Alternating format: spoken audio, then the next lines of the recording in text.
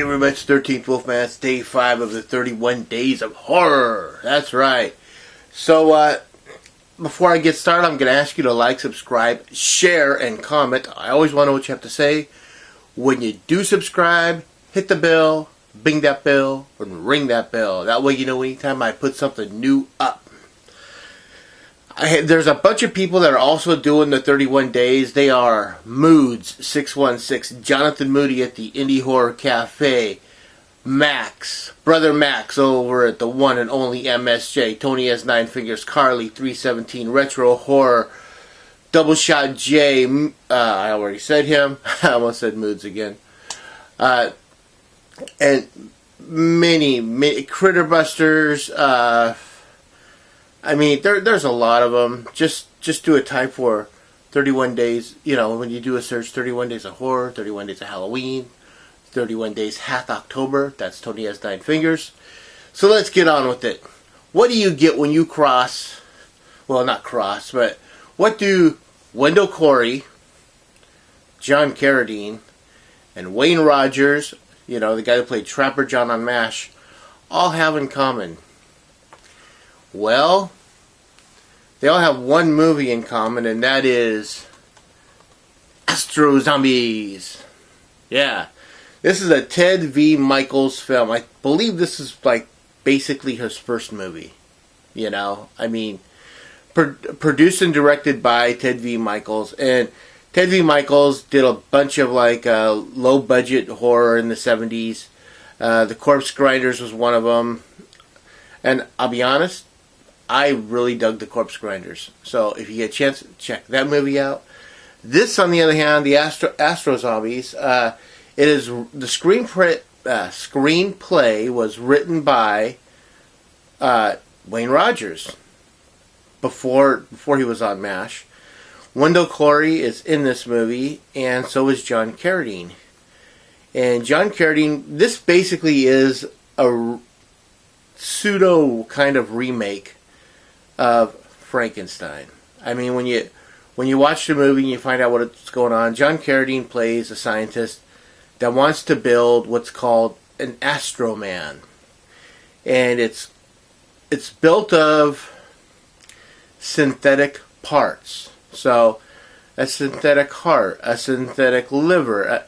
He's developed all this stuff, and it runs off of solar cells, and they also have a solar storage unit. So it's a battery pack so that when it's nighttime, they have something to run off of. But the first Astro-man he built had an abnormal brain. Do you see where I'm going with this? That's basically the idea of the movie Frankenstein, where Dr. Frankenstein stitched together all these pieces of, you know, dug up bodies. In this one, he's using human bodies, but he's also using synthetic parts in the bodies.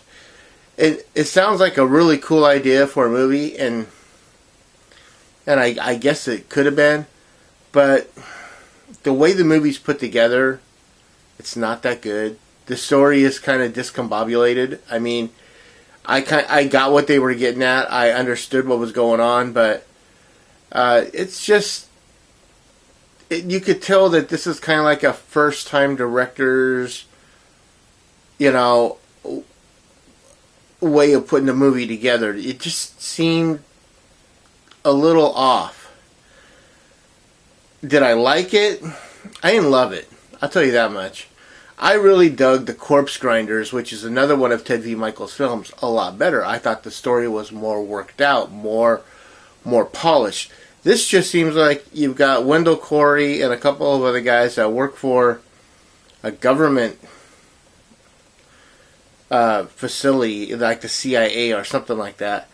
Then you have a couple of bad guys who stole the tape that John Carradine had recorded on about building these Astro-men, right? I don't know. You never really quite figure out what they want to do. I mean, do they want to build their own army? They never really get into the plot as to why the bad people want this, you know. And then you have John Carradine, who is crazy. He's got a hunchback assistant. There's some cool ideas in this movie, and that some parts are thought out. And I like the look of the Astro-zombie. He basically looks like that.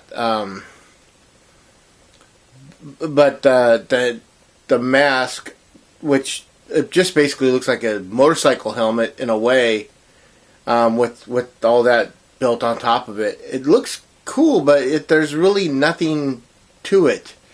Again, this is late 60s. I believe this movie was made in 1967, didn't come out till like 1970. So I'm kind of forgiving on that, but still I think The Corpse Grinders is a better movie when it comes to Ted V. Michaels films. And I think The Doll Squad is a better movie when it comes to Ted V. Michael films. Now, I know that they did a sequel to this, and I also know they did a remake to this. I'd be curious to see the other two, to see if one I know is a Ted V. Michaels film. I'm not sure about the remake. If you ever get a chance to watch an interview with Ted V. Michaels, watch it, because he sounds like one of the most interesting guys out there. So yeah, I'm not giving these movies ratings, but I'm just saying, if you want to watch a Ted V. Michaels double feature, you could watch the Astro-zombies and The Corpse Grinders, but I say watch The Corpse Grinders and the Doll Squad. With that being said, this was day 5 of the 31 days of horror. And I'm the 13th Wolfman, and of course, I'm on the prowl.